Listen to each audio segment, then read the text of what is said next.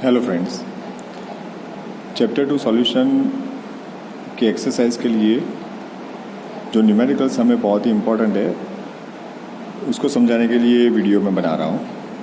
उम्मीद है कि आप ये सब ध्यान से पढ़ोगे और कोई डाउट आए तो मुझे ड्यूरिंग द ट्यूशन आप पूछ लोगे।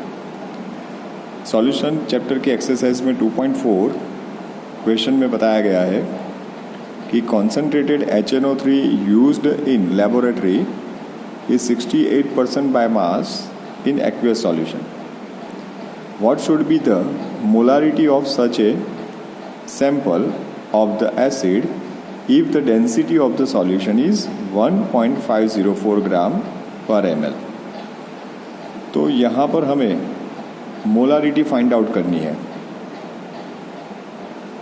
बट मोलारिटी के लिए परसेंटेज W/W गिवन है और साथ में डेंसिटी भी हमें बताई गई है। तो आप क्या कर सकते हो, मोलारिटी परसेंटेज W/W और डेंसिटी को कोरिलेट करता हुआ एक इक्वेशन है, उसको हम याद करेंगे। For that I am applying the formula molarity is equal to percentage W/W, ये आपको लर्न बाय हार्ट करना है, into density into 10 divide by molar mass of the solute. Now the percentage is already given 68% by mass. Density is 1.504 into 10 and the molar mass of nitric acid HNO3 is 63. And if you solve this, you are getting a simple formula answer 16.53 or 52. So the exact answer is 16.23 molar. अब आप सोचोगे कि sir ये answer आया कैसे, तो ये formula कैसे हमने अप्लाई किया, तो यहाँ पर मैंने फार्मूला इस तरह से डिराइव किया हुआ है। परसेंटेज W/W की फार्मूला मेरे पास है, that is mass of the solute into 100 upon mass of the solution. ठीक है ना। अब मोलारिटी की फॉर्मूला क्या है, molarity is mass of the solute into 1000। तो मैं 1000 की जगह यहाँ पर क्या कर रहा हूँ, उसको फैक्टर्स में डिवाइड कर देता हूँ, 10 divide by molar mass of the solute and the volume of solution. But for the W2 into 100 upon W0, I need W0 here also. So I have to multiply W0 here. Now this will give you a density. Oh sorry, it's a percentage W/W. ठीक है, तो यहाँ पर मैं लिखता हूँ percentage W/W, बाकी क्या बचा 10, और ये जो W0 है और ये V0 है उससे बन जाती है डेंसिटी ऑफ सॉल्यूशन। तो क्या बाकी बचता है नीचे, सिर्फ और सिर्फ मोलर मास। तो हो गई मेरी formula molarity percentage by mass और डेंसिटी को कोरिलेट करती हुई फॉर्मूला, जिसका मैंने डायरेक्ट यहाँ पर एप्लीकेशन किया हुआ है। ठीक है, अब दूसरा क्वेश्चन हम देखते हैं। ओके, अब हम दूसरा क्वेश्चन देखेंगे 2.5। A solution of glucose in water is labelled as 10% W/W. What will be the molality and mole fraction of each component in the solution if the density of the solution is 1.2 gram per ml then what shall be the molarity of the solution? Now for calculation of the molarity and mole fraction, density is also given. So first of all mole fraction ढूंढने हैं, so we need moles of all the components. But this solution of glucose in water, so there are only two components, glucose and water, and labeled as 10% W by W. So let's find out the percentage W by W से हमें क्या information मिलती है. First of all 10% W by W का meaning क्या होगा कि भाई इन 100 gram of solution 10 gram solute is dissolved. तो यहाँ पर मेरे पास सॉल्यूट है ग्लूकोज और सॉल्यूशन है एक्वियस. तो मैं कह सकता हूँ कि the 10 gram glucose is dissolved in 90 gram of water. ये कहाँ से मिला? तो देखो बेटा, जब मास पर मास W by W के न्यूमेरिकल्स आते हैं तो उसके अंदर 100 ग्राम के अंदर 10 ग्राम अगर आपका सॉल्यूट है तो बाकी का 100 - 10 इज़ द सॉल्वेंट. तो यहाँ glucose is your solute and water is your solvent. So 10 gram glucose है तो 100 - 10 90 ग्राम वाटर हुआ. अब मोल फ्रैक्शन ढूंढने तो दोनों के आपको क्या चाहिए? मोल्स चाहिए. तो मास पर से मोल मिल जाएंगे. साथ में मोलालिटी भी हमें ढूंढनी है. So what is the molality? Molality is mole per KG. Now अगर आप यहाँ पर मोल्स सॉलिड के ढूंढोगे और पानी का अमाउंट हम केजी में ले लेंगे, 90 ग्राम है तो उसको डिवाइड बाय 1000 करेंगे तो हमें किलोग्राम भी मिल जाएगा, है ना. So we can write 0.090 kg of water. चलो, तो 90 ग्राम को हमने किलोग्राम में भी कन्वर्ट कर दिया. अब दूसरा हम देखेंगे कि 10 ग्राम ग्लूकोज में कितने मोल्स होते हैं. तो उसको हम कैलकुलेट करेंगे. Mole of glucose is equal to mass of the glucose upon molar mass of the glucose. Mass है 10 ग्राम और मोलर मास है 180 ग्राम पर मोल. 180 ग्राम पर मोल. तो ग्राम कैंसिल हुए और इससे मुझे मिले 0.0555. इट इज़ गोइंग ऑन मोल. तो मोलालिटी हम ढूंढ लेते हैं. That is mole of solute divide by mass of solvent. लेकिन ये किस में होगा?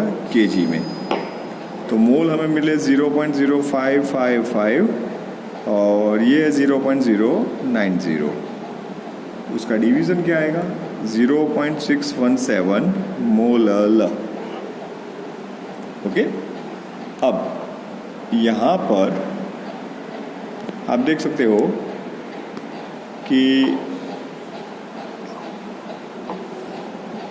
मेरे पास मोल्स ऑफ द सॉलिड पता है. अब 90 ग्राम जो H2 है उसके मोल्स भी मिल जाएंगे. तो mole of H2O is the mass of H2O upon molar mass of the H2O. Mass is 90 gram and molar mass is 18 gram. So it is 5 मोल. ठीक है. अब दोनों कंपोनेंट के मोल फ्रैक्शन हमें ढूंढने हैं. तो सबसे पहले हम मोल फ्रैक्शन ऑफ ग्लूकोज ढूंढेंगे. So the mole of glucose upon total mole, ये फॉर्मूला है. अब मोल ऑफ ग्लूकोज कितना है हमने यहाँ पर ढूंढा था, दैट इज़ 0.0555. और टोटल मोल क्या होंगे? मोल ऑफ ग्लूकोज और मोल ऑफ वाटर दोनों का टोटल होगा. तो दैट इज़ 0.0555 प्लस 5. तो आप समझ सकते हो कि यहाँ पर 5 के सामने 0.055 कैन बी नेग्लिजिबल. तो अगर आप इसको आप सॉल्व करोगे तो आंसर मिलेगा 0.01. अब आपको मोल फ्रैक्शन ऑफ ग्लूकोज पता है तो obviously mole fraction of water भी पता चल जाएगा, क्योंकि हमें पता है कि भाई मोल फ्रैक्शन बाइनरी सॉल्यूशंस के अंदर टोटल कंपोनेंट्स 2 ही है और दोनों के मोल फ्रैक्शन का टोटल 1 होता है, तो XH2O कितना होगा 1 माइनस X ग्लूकोज, तो 1 minus 0.01, so it is 0.99।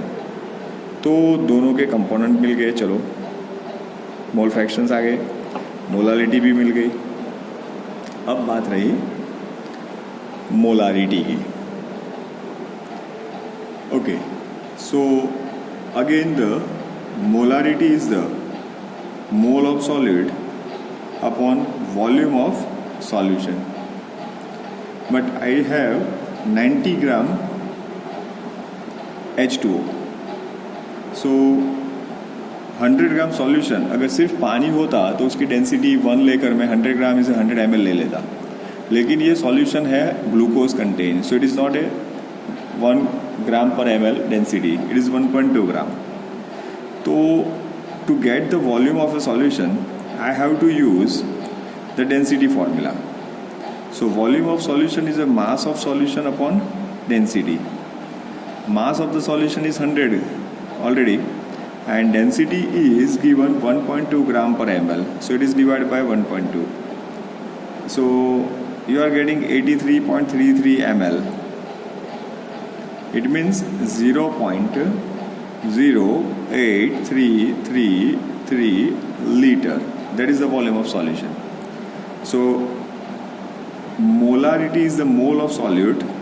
Already we have calculated mole of solute is 0.0555. This is the mole of glucose and this is the volume of solution 8333. By getting the ratio you are getting 0.67 is the molar. So thus you are able to get the answer of molarity, mole fractions and molality. Okay, now this is 2.7. It is from the exercise. A solution obtained by mixing 300 gram of 25% and 400 gram of 40% solution by mass. Calculate the mass percentage of the resulting solution. अब ये numerical कैसे हम calculate करेंगे?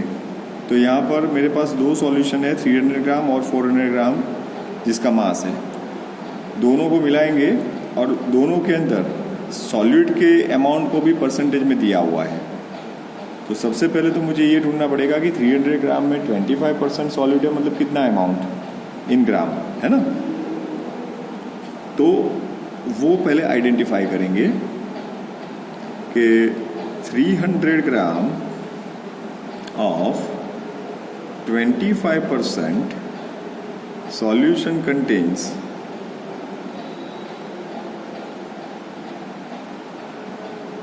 solute is equal to 75 ग्राम। ये कैसे आता है? तो फॉर योर रेफरेंस 300 ग्राम को 25% है ना, तो उसको 100 से डिवाइड करते हैं, so this is your 75 gram. Same way 400 gram of 40% solution contains solute is equal to 160 ग्राम। ये भी आप कैलकुलेट कर सकते हो कि आपके पास 400 ग्राम है, 40% है और डिवाइड बाय 100, तो ये गया 4 into 40 दैट इज 160। तो आपके पास टोटल सॉल्यूट कितना हुआ? तो टोटल सॉल्यूट हुआ 75 ग्राम एंड 160 ग्राम, तो वो आंसर हुआ 235 ग्राम। और टोटल ऑफ सॉल्यूशन कितना हुआ? तो आपने 2 सॉल्यूशंस को मिलाया हुआ है, एक है 300 ग्राम और दूसरा है 400 ग्राम, तो वो हुआ 700 ग्राम। ठीक है, तो percentage W/W in the final solution, तो वहाँ पर हम लिख सकते हैं कि मास of the solute that is 235 gram into 100 upon mass of the solution that is 700। इसको हम डिवाइड करेंगे तो आंसर मिल जाएगा 33.5%, that is the mass of the solute. तो percentage W/W in final solution, ये आपका है सॉल्यूट। अगर सॉल्यूट मिल जाता है तो सॉल्वेंट भी मिल जाएगा। तो percentage mass by mass of water, चलो यहाँ पर सॉल्यूट अननोन था लेकिन सॉल्यूशन तो एक्वियस है, दैट इज वाटर। तो वो कितना होगा 100% टोटल होता है, में से 33.5 हम सब्ट्रैक्ट कर देंगे तो 66.5% आपको मिल जाएगा। So this is your water. तो ये 2.8 है। ये न्यूमेरिकल हमें इस तरह से एक्सप्लेन कर रहा है कि an antifreeze solution is prepared from the 222.6 gram of the ethylene glycol and 200 gram of water. Calculate the molality of the solution. If the density of the solution is 1.0722 gram per ml, then what shall be the molarity of the solution? This is a small m and this is a capital M. Mass of the solute and solvent both is given and density is also given. So first of all, to calculate the molality or molarity, I need the moles of the solute. So let's find out the moles of the solute. The moles of solute, आपको पता है कि solute क्या है, ethylene glycol. तो उसका मास कितना है हमारे पास 222.6 ग्राम and the moles can be obtained by dividing its molar mass 62 ग्राम पर मोल। ये ग्राम कैंसिल हुए और इसका रेशियो 62 से डिवाइड करेंगे तो 3.59 is the mole of solid. अब देखो बेटा, मोलालिटी ढूंढनी है तो मोल पर केजी ऑफ सॉल्वेंट होता है। तो मास ऑफ द सॉल्वेंट हम देखेंगे पहले। द मास ऑफ सॉल्वेंट मेरे पास कितना है 200 ग्राम है ना, this is given of water. अब ग्राम को किलोग्राम में करेंगे तो 0.2 kg हो जाएगा। तो मोलालिटी सबसे आसान तरीका है, molality is equal to mole of solute upon mass of solvent in kg. तो मोल मेरे पास है 3.59 और मास है 0.2। इसका रेशियो मुझे मिल गया 17.95 मोलल स्मॉल m। तो चलो एक काम हो गया मोलालिटी का। अब मुझे क्या ढूंढना है, मोलारिटी। तो मोलारिटी क्या होती है, moles of the solute upon volume of solution. अब वॉल्यूम ऑफ सॉल्यूशन के लिए सबसे पहले तो मुझे टोटल मास ऑफ सॉल्यूशन चाहिए।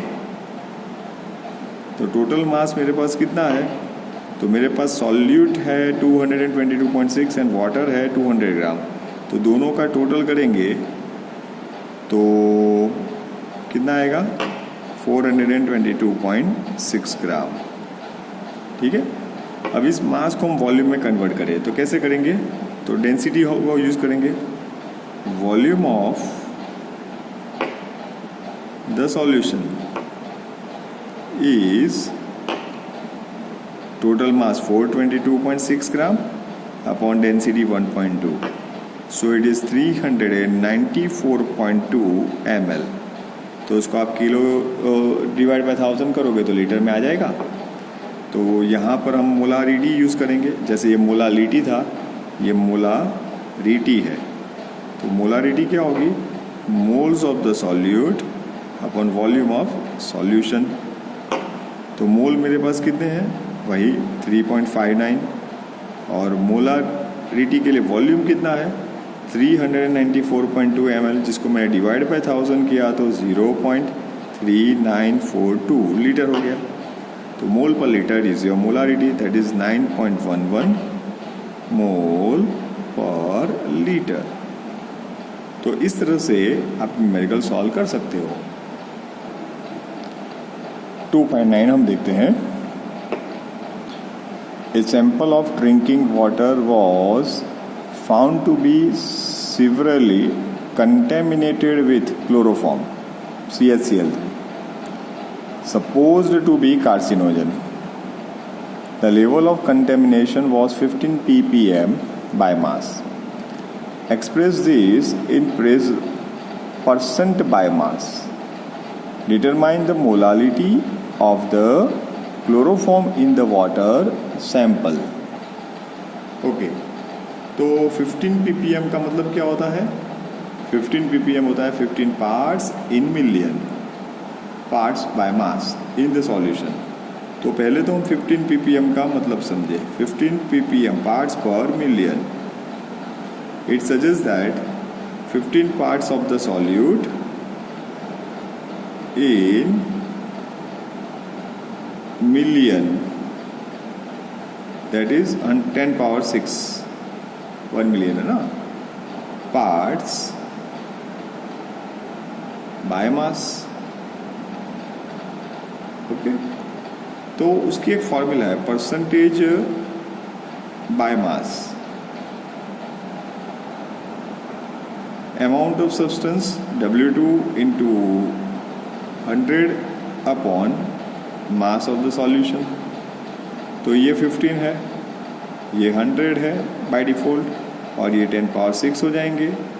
10 पावर 6 ऊपर आए तो 10 पावर -4 हो जाएगा। तो 15 इंटू 10 पावर -4 आप लिख सकते हो, या फिर आप 1.5 ऐसा भी लिख सकते हो।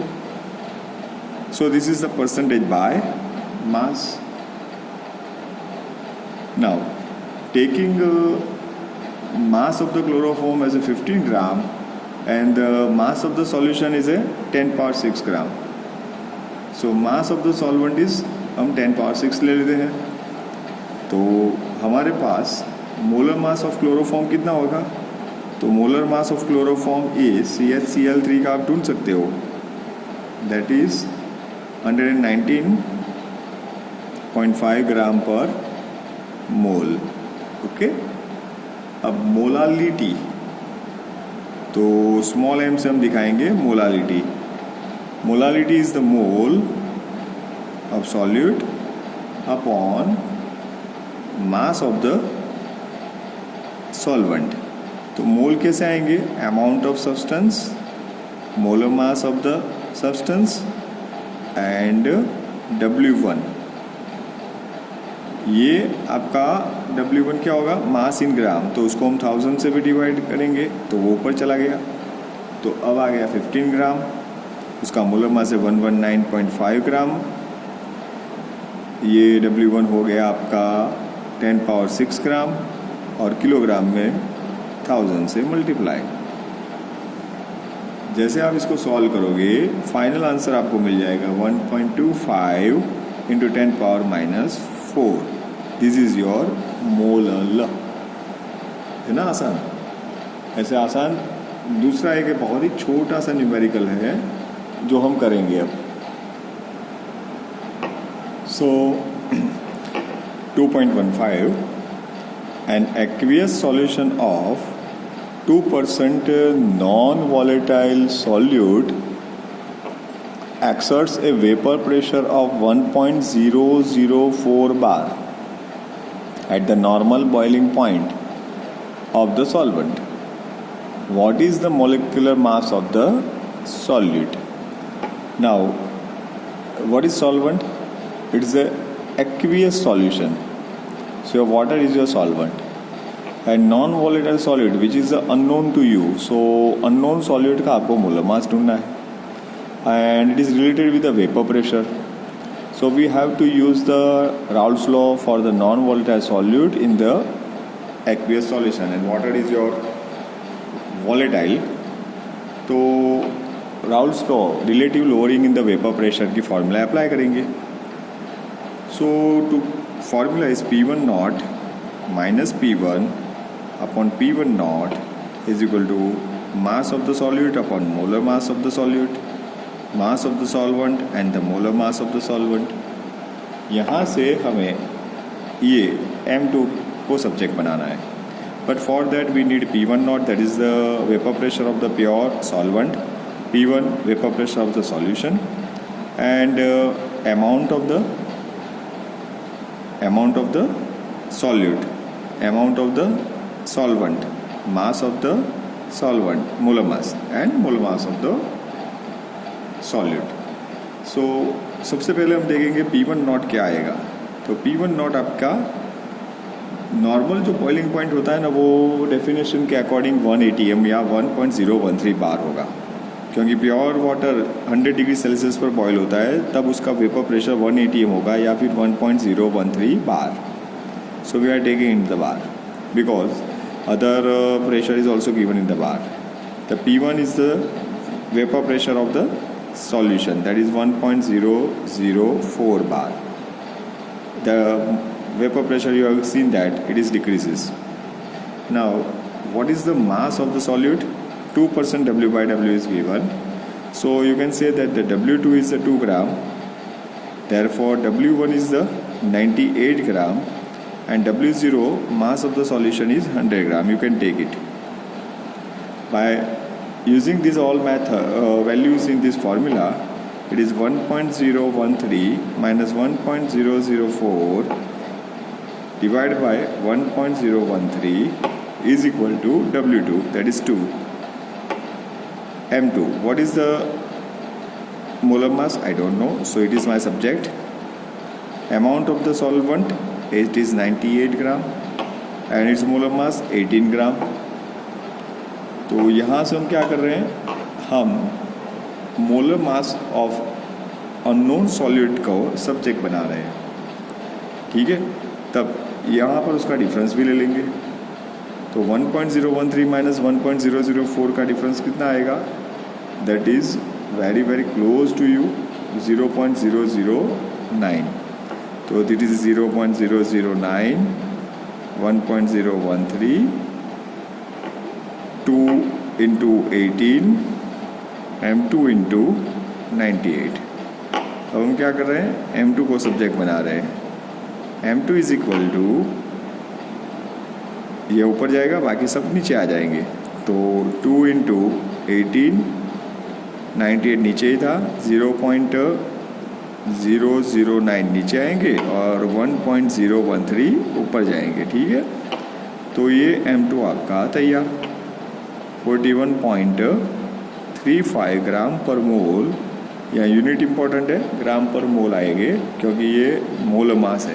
तो मोल मास इस तरह से हम कैलकुलेट कर सकते हैं. ठीक है, तो हमने 2.15 तक के न्यूमेरिकल्स इस वीडियो में देखे. आगे की वीडियो में हम 2.16 से शुरू करेंगे, जो और भी इम्पॉर्टेंट है. ठीक है.